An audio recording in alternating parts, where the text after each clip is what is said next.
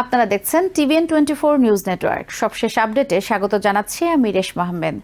New York সিটির বাসিন্দাদের ক্রমবর্ধমান খাদ্য ব্যয়ের চাপ কমাতে বড় ধরনের উদ্যোগ নিয়েছেন মেয়র জোরান মামদানি। তিনি ঘোষণা দিয়েছেন সিটি পরিচালিত নতুন মুদি দোকানগুলোতে তাজা শাকসবজি, ফলমূল, মাংস, সামুদ্রিক মাছ, দুধ, ডিম, রুটি এবং অন্যান্য নিত্য প্রয়োজনীয় খাদ্যপণ্য বাজার দরের তুলনায় 30% কম দামে বিক্রি করা হবে।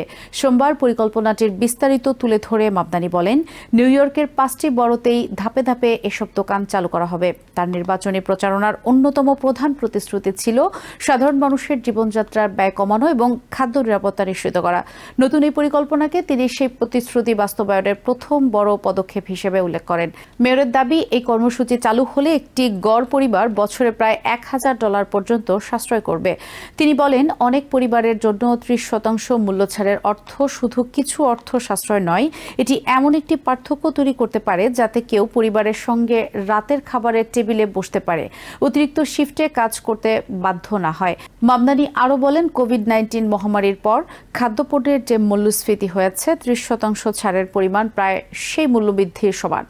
কোভিড-19 মহামারীর পর থেকে আমেরিকা জুড়ে খাদ্যপণ্যের দাম ধারাবাহিকভাবে বেড়েছে। সরবরাহ ব্যবস্থার সংকট, জ্বালানির উচ্চ মূল্য, শ্রম ব্যয় বৃদ্ধি এবং আন্তর্জাতিক অস্থিরতার কারণে বাজারে নিত্য প্রয়োজনীয় পণ্যের দাম দীর্ঘ সময় ধরে ঊর্ধ্বমুখী রয়েছে।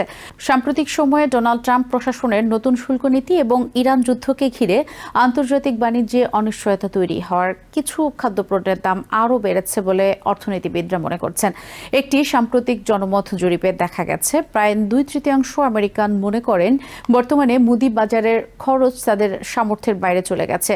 বিশেষ করে নিউ ইয়র্কের মতো উচ্চ জীবনযাত্রার ব্যয়ের শহরে নিম্ন ও মধ্যম আয়ের পরিবারগুলো সবচেয়ে বেশি চাপের মুখে রয়েছে। মেয়র জানান, প্রতিটি মাসের শুরুতে দোকানগুলোর পণ্যের মূল্য নির্ধারণ করা হবে। এরপর পুরো মাস জুড়ে সেই দাম অপরিবর্তিত থাকবে। এতে ক্রেতারা হঠাৎ মূল্যবৃদ্ধির ঝুঁকিতে পড়বেন না এবং মাসিক বাজেট পরিকল্পনা করাও সহজ হবে। প্রথম পর্যায়ে 2টি দোকান চালু করার পরিকল্পনা রয়েছে। একটি হবে ব্রঙ্কসে, অন্যটি ম্যানহাটনের ইস্ট হার্লেমে। পরবর্তী শহরের অন্য বড়গুলোতেও একই ধরনের দোকান খোলা হবে। এই উদ্যোগ বাস্তবায়নের জন্য নিউ ইয়র্ক সিটি প্রশাসন একটি বেসরকারি মুদি দোকান পরিচালনাকারী প্রতিষ্ঠানের সঙ্গে অংশীদার হতে আগ্রহী। এজন্য আনুষ্ঠানিকভাবে আবেদন আহ্বান করা হয়েছে। পরিকল্পনা অনুযায়ী দোকানের ভবন ভাড়া, রক্ষণাবেক্ষণ এবং সম্পত্তি করের ব্যয় বহন করবে সিটি প্রশাসন। অন্যদিকে নির্বাচিত বেসরকারি প্রতিষ্ঠান খাদ্যপণ্য সংগ্রহ, মজুদ, সরবরাহ ব্যবস্থা এবং দৈনন্দিন পরিচালনার দায়িত্ব পালন করবে।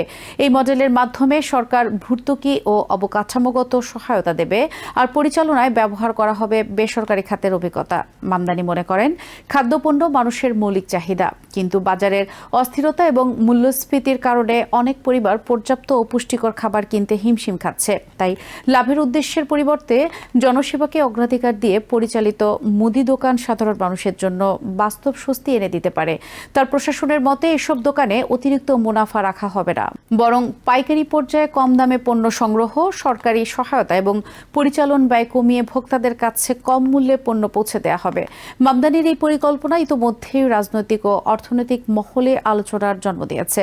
সমর্থকদের মতে, নিউ ইয়র্কে আবাসন, স্বাস্থ্যসেবা এবং খাদ্য ব্যয় একসঙ্গে বেড়ে যাওয়ায় নিম্ন ও মধ্যম আয়ের মানুষের জন্য এটি একটি সময়োপযোগী উদ্যোগ। তাদের মতে, সিটি পরিচালিত মুদি দোকান বাজারে প্রতিযোগিতা বাড়াতে এবং সরকারি দোকানগুলোকেও দাম কমানোর চাপ তৈরি করবে। তবে সমালোচকদের প্রশ্ন, সরকারি অর্থ দিয়ে দীর্ঘমেয়াদে এমন প্রকল্প পরিচালনা কতটা টেকসই হবে? এছাড়া বেসরকারি মুদি ব্যবসায়ীরা অসম প্রতিযোগিতার অভিযোগ তুলতে পারেন বলেও ধারণা করা হচ্ছে। জোরান মামদানির এই উদ্যোগকে দেশের বড় শহরগুলোর মধ্যেও স্থানীয় সরকার পরিচালিত খাদ্য খাতের অন্যতম বড় পরীক্ষা হিসেবে দেখা হচ্ছে। সফল হলে এটি শুধু নিউ ইয়র্কেই নয়, উচ্চ মূল্যস্ফীতির চাপে থাকা অন্যান্য বড় শহরের জন্য একটি নতুন নীতিগত মডেল হয়ে উঠতে পারে। অন্যদিকে প্রকল্পটি ব্যর্থ হলে সরকারি ভর্তুকি ভিত্তিক খুচরা বাজার ব্যবস্থার কার্যকারিতা নিয়ে নতুন করে বিতর্ক শুরু হওয়ার সম্ভাবনা রয়েছে। তাই অর্থনীতিবিদ, ব্যবসায়ী এবং নীতি নির্ধারকদের নজর এখন নিউ ইয়র্কের এই নতুন উদ্যোগের দিকেই।